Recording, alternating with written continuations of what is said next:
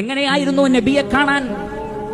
മഹാനായ ജാബിർ ഇബ്നു സമുറ റളിയല്ലാഹു അൻഹു പറയുകയാണ്, പ്രകാശപൂരിതമായ ഒരു രാത്രിയിൽ, അഥവാ 14-ാം രാവിന്റെ ഒരു രാത്രിയിൽ ഞാൻ അല്ലാഹുവിന്റെ റസൂലിനെ കാണുകയുണ്ടായി.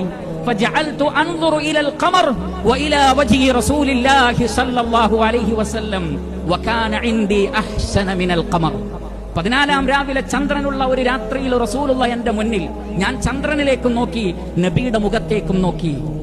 ആ ചന്ദ്രനേക്കാൾ ഭംഗിയുണ്ടായിരുന്നു റസൂലുള്ളാഹി സ്വല്ലല്ലാഹു അലൈഹി വസല്ലമക്ക്.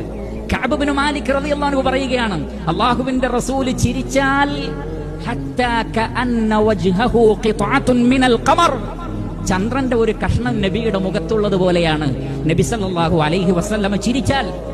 മഹാനായ അബൂ ഹുറൈറ റളിയല്ലാഹു അൻഹു പറയുന്നു, മാ റഅയ്തു ശൈഅൻ അഹ്സന മിൻ വജ്ഹി നബി സല്ലല്ലാഹു അലൈഹി വസല്ലം കഅന്ന അശംസ തജ്രി ഫീ വജ്ഹി.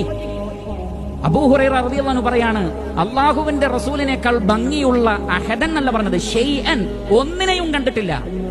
മനുഷ്യരിൽ ഒരു വസ്തുവിനെ അല്ലാഹുവിന്റെ റസൂലിന്റെ മുഖത്തേക്കാൾ ഭംഗിയുള്ള ഒരു വസ്തുവും ഞാൻ കണ്ടിട്ടില്ല.